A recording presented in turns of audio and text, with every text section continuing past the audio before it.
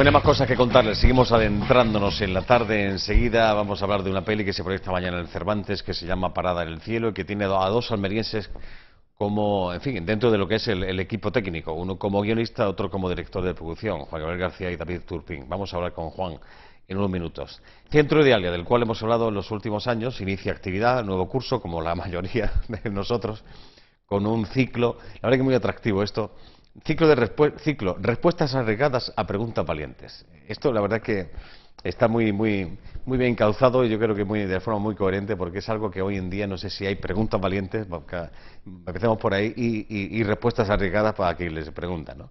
La conferencia con el que inicia el curso este viernes a las 8:30, no sé si está a mano, por título Pensar fuera del tiesto. Hay por ahí un cartelito, no sé si está a mano, que se ve un tipo, pues imagínense, con un tiesto de una maceta puesto como sombrero. Bienvenido, buenas tardes, Antonio Burgos. ¿Qué tal? Buenas tardes, Joaquín. Encantado de estar otra vez contigo. Ha pasado rápido el verano, aquí estamos de nuevo, ¿no? Rápido, sí. No sé si rápido o lento, pero ha pasado. El tiempo me da la sensación de que se acelera con la edad.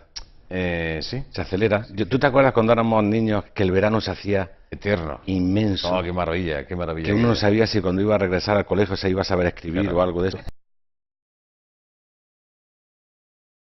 Y ahora se va en un... ¿Sabes lo que influye en eso? Que cuando eres niño apenas tienes responsabilidades, ¿no?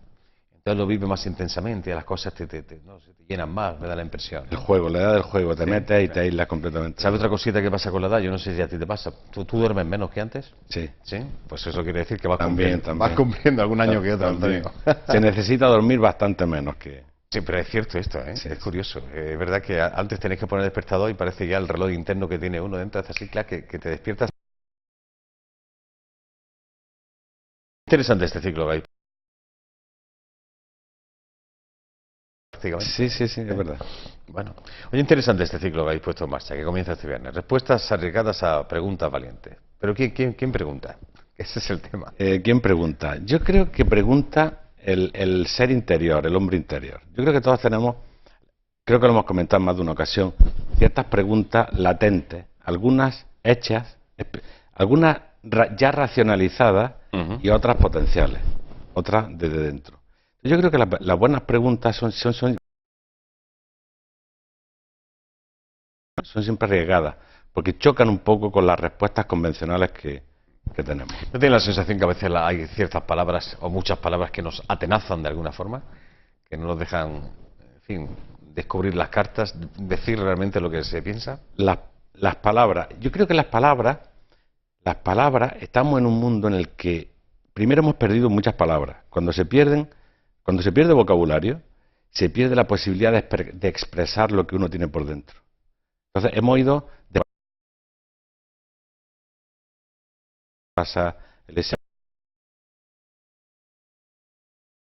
los nuevos medios de comunicación, con el WhatsApp, el SMS, etcétera. Al idioma se le está dando cada puntapié al pero castellano. Además de perder palabras, el sentido de las palabras se reduce. Entonces, teniendo un lenguaje tan rico como tenemos el castellano, que las palabras tienen una riqueza, una capacidad de polisemia enorme, se reducen a su mínima expresión, y entonces la gente solamente se deja llevar por la palabra en un sentido unívoco. Ya no hay un sentido más profundo, un sentido más amplio. Y eso limita al ser interior.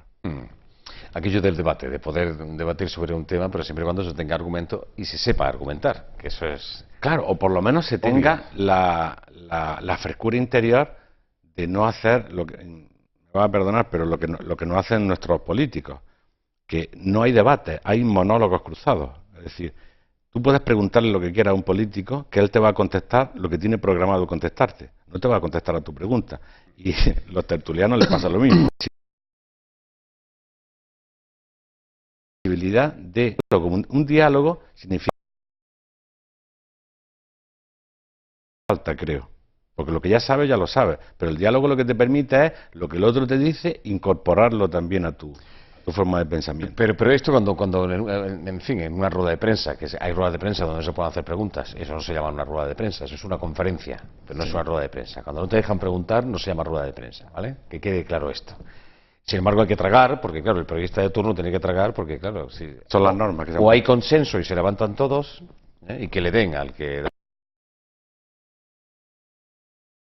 la rueda de prensa, entre comillas, o estás ahí, pues nada, tomas 4 apuntes, prácticamente te dictan lo que tienes que mandar al periódico, o tienes que contar en la radio, en la televisión y punto. Esto es lo que está ocurriendo, no me lo estoy inventando.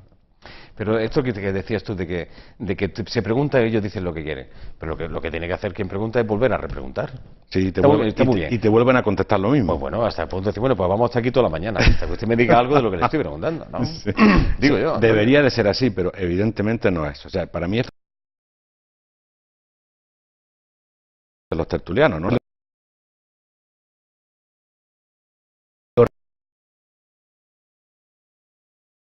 No, está claro. Cada uno tiene su argumentario y lo repite, y lo repite, y lo repite, hasta que te saltan los plomos y lo asumes, porque hay gente que lo asume. Estaríamos con el pensar fuera del tiesto. Eso es lo de estar aleccionado, ¿no? ¿Es esto, Antonio? De llevar un guión ya preestablecido. Pero ¿sabes lo más curioso de este guión preestablecido? Cuando hablamos de este tema, que no sabemos que lo tenemos dentro. Es decir, hay guiones... Interesantes. Habría que distinguir entre lo que es un modelo. Yo tengo un modelo de algo y comparo mi realidad con el modelo. A otro modelo interno, que digamos que con el nombre más filosófico sería un paradigma de pensamiento, que lo tienes dentro, pero no sabes que lo tienes. Simplemente se acepta que eso es así. A mí me gusta poner el ejemplo curioso de la Edad Media. Se pensaba que la Tierra era redonda. Nadie, o sea, aunque ahora nos parezca muy extraño, nadie se cuestionaba que la Tierra era esférica, sino que era plana. Caía. Claro. Por eso nadie cruzaba el estrecho de Gibraltar, porque más allá no había nada. Claro, te caías al abismo. Ibas a caer al abismo. Entonces, ahora decimos, pero ¿cómo la gente es tan simple? No, eso es un paradigma de pensamiento. Y entonces la gente mira, pero no ve, simplemente eso es lo que hay. Pero ¿hay algo que esté sucediendo parecido a esto que ocurría en la Edad Media actualmente, Antonio? Esta aberración tan grande. ¿Sabes cuál es el problema del paradigma? Que no lo vemos. Claro. No lo vemos. Lo veremos con los tiempos.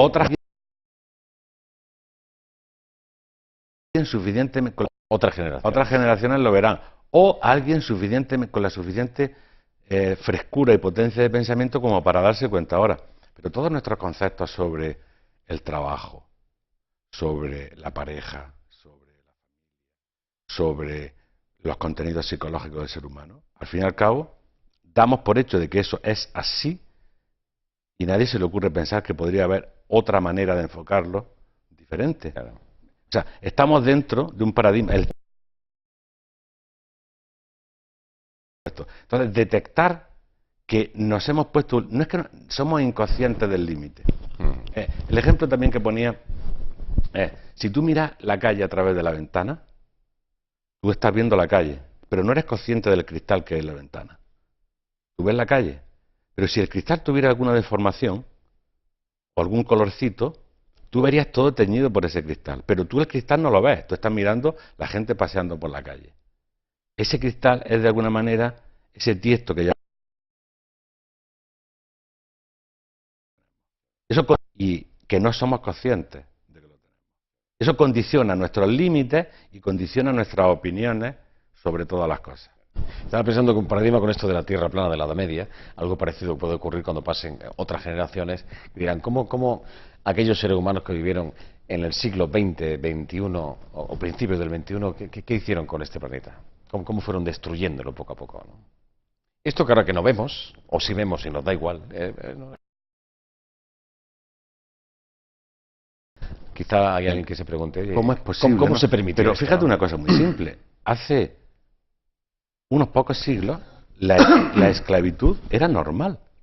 La justificaba la Iglesia, la justificaba la política, era normal. Era perfectamente lógico comprar la vida de otro ser humano. Ahora nos escandalizamos y nos regamos la vestidura. Pero la inmensa mayoría de la humanidad en aquel momento lo veía perfectamente lógico. Nadie se regaba la vestidura. Pues yo creo que nos va a pasar algo parecido. El esfuerzo de... Bueno, pues que cada individuo hiciera el esfuerzo de atravesar ese límite y ver dónde estamos metiendo la pata ahora, o sea, en qué nos estamos equivocando. Lo que ha sucedido esta mañana, en fin, esta mañana porque ha ocurrido algo realmente importante con respecto a lo que está sucediendo en Cataluña, ¿también tiene que ver con pensar fuera del cesto, desde tu punto de vista? Las detenciones que se han Qué llevado a cabo y riesgoso, ¿no? demás, ¿eh? Yo creo, el problema...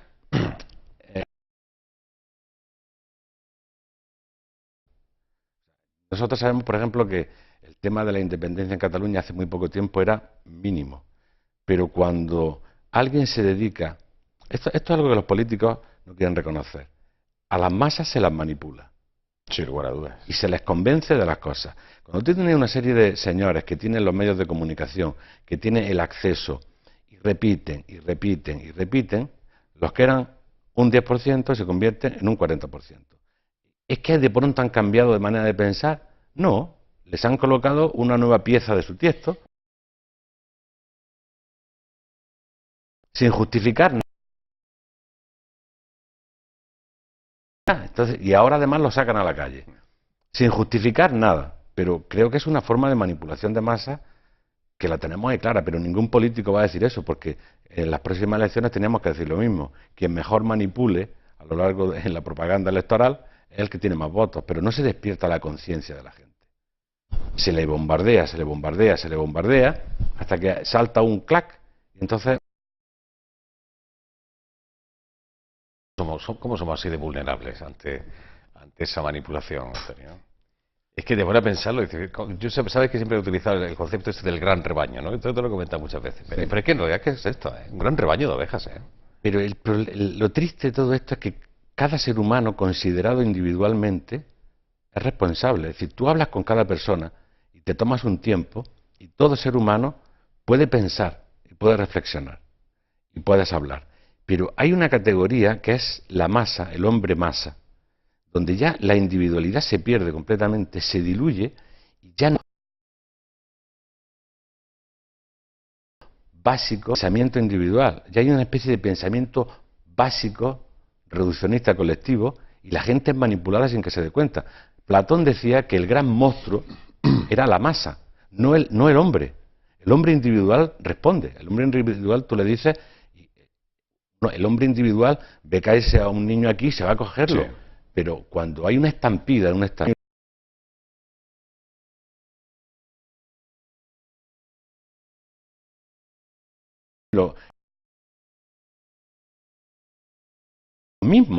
mismo hombre que si está en la calle se encuentra un niño y lo recoge, cuando entra la masa ya no piensa. Entonces ahí hay un fenómeno que yo creo que los que saben lo utilizan para manipularnos.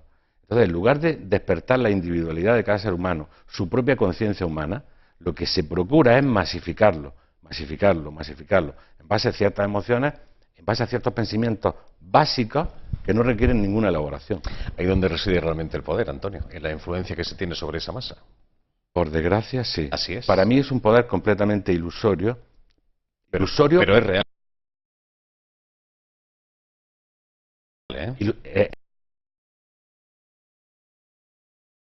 No es un poder real, total y absoluto. Es decir, por un lado es el poder que se maneja ahora mismo, pero desde el punto de vista filosófico profundo es un poder ilusorio porque en realidad es mentira, ya van a despertar y cuando despierten ya se van a dar cuenta de lo que le ha hecho. Porque yo creo que estamos condenados, los seres humanos, a despertar como seres humanos, a despertar como individuos. Podemos tardar un poco más, podemos tardar un poco.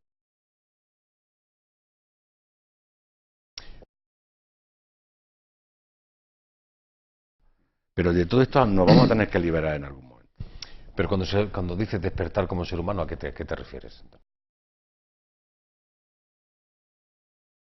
Yo creo que el ser humano está en evolución y estamos a medio hacer. Yo tengo ese pensamiento. En lugar de pensar que el ser humano es la corona evolutiva y ya está acabado, yo creo que el ser humano nos queda mucho, mucho por aprender, individualmente a cada uno. Entonces, en lugar de pensar que ya es un ser definitivo, cerrado, ¿por qué no pensamos que es un ser que está en evolución continua? Y que todavía nos falta bastante más para comprender la vieja pregunta, ¿no? ¿Quién soy yo y qué hago aquí? Circunstancialmente, pues, porque claro, ¿quién soy? ¿Qué hago aquí? Circunstancialmente, pues soy padre, soy hijo, tengo que trabajar. Esas necesidades están. Pero el trasfondo de todo eso es, en el fondo, todo eso, ¿para qué? Esa es la gran pregunta. Y cuando el ser humano empieza a cuestionarse eso, empieza a despertar algo dentro y ahí se vuelve individuo, en el mejor sentido de la palabra. Tú sabes no se crea esto de que, en fin, somos un experimento de una raza, en fin, extraterrestre superior, que a ver cómo funciona esto. Pusieron ahí una pequeña célula sabiendo que se iba a reproducir. Bueno, y aquí estamos. Yo te voy a decir que yo también padecí esos dolores cuando era joven. También porque, claro, ante la falta de explicaciones coherentes, claro, hay mucha historia, buscas una respuesta. Mucha historia. Te dices, bueno, vamos a ver, pero si la vida es... ¿Sabes que la vida biológica es un imposible físico? La física te demuestra que por la entalpía y la entropía de los procesos, la física sola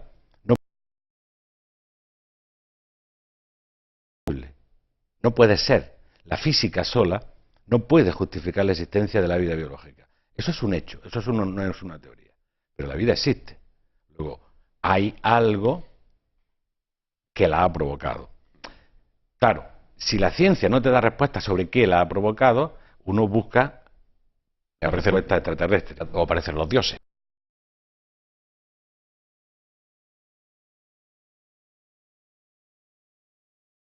El árbol está detrás de la naturaleza. Estamos viendo. El árbol sabe cómo crecer. Las reacciones químicas saben cómo se tienen que hacer. Y el ser humano es inteligente. ¿Por qué? ¿Por qué hemos reducido la inteligencia aquí? Parece que solo puede haber inteligencia aquí. No hay otro lugar del universo, del cosmos, donde hay inteligencia. Y la vida nos demuestra que es inteligente. Por lo tanto, tal vez uno de los paradigmas que nos tiene bloqueado y miramos... El paradigma es que tú llegas y dices, no hay camino, y te vuelves. ¿Sabes? Uno de los paradigmas es que negamos la inteligencia en la naturaleza. ¿Cómo la llama cada uno? Inteligencia. Pero ese es uno de los...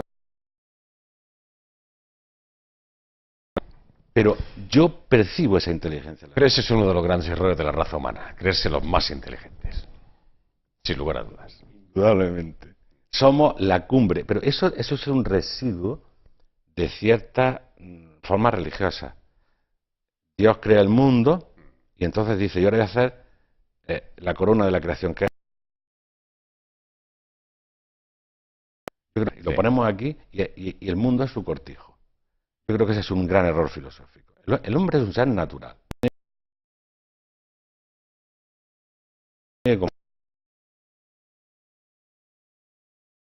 Imbricado en la naturaleza. No es dueño de nada. Tiene que comprenderlo todo.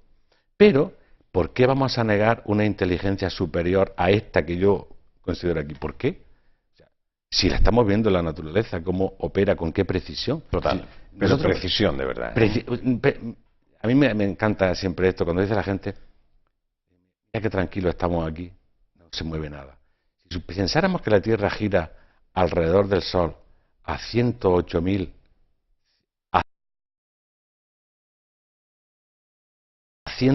kilómetros por hora, la Tierra va a 108.000 kilómetros por hora alrededor del Sol. Y un punto del Ecuador gira, creo que era a 80.000 kilómetros por hora, o 75.000 kilómetros. O sea, vamos a 75.000 kilómetros por hora, sí, pero fíjate qué tranquilidad. Si la Tierra variara una milésima la velocidad,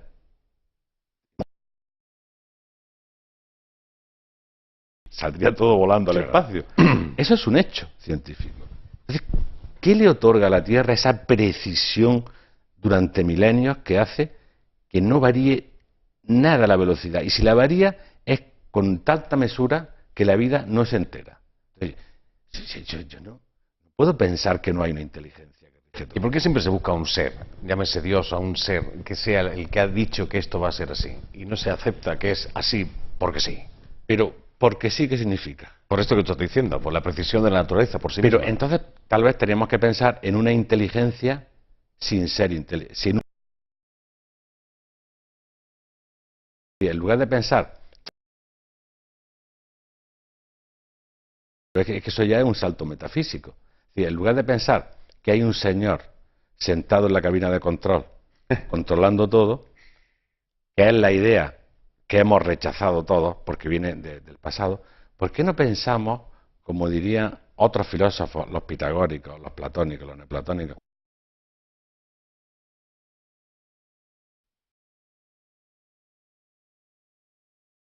qué no pensamos en una inteligencia tras la naturaleza, sin un ser inteligente que tenga la inteligencia? Es inteligencia, inteligencia.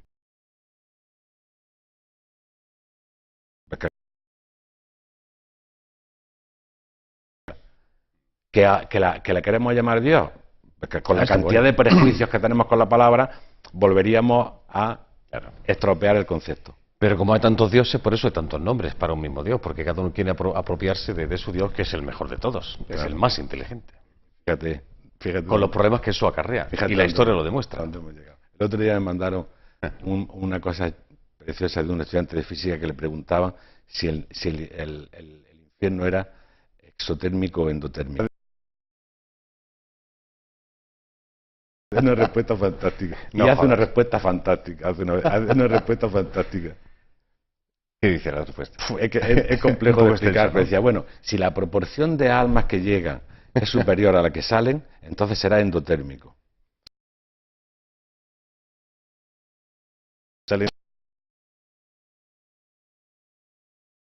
Es decir, aumenta la temperatura. Pero como del infierno dicen que no sale nadie y solamente entran, tiene que ser endotérmico. Claro, claro. Dice, pero claro, como todas las religiones dicen que si no estás con ellos vas al infierno, al final todos vamos al infierno. Todos vamos al infierno. Bueno, y entonces hace una eso preciosa. Qué camelo. Bueno, pensar fuera del tiesto, ¿eh? Un pequeño avance, conferencia mañana, no, el viernes. Viernes, 8:30 de la tarde, Avenida Pablo Iglesias 134, Centro Idealia. Gracias, Antonio. Seguimos hablando otro día, ¿vale? Encantado, Joaquín, de estar aquí. Hasta la próxima. Gracias a ti.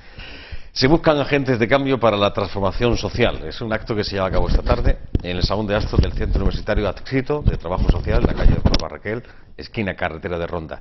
Jornada informativa. Para conocer más sobre esto, pues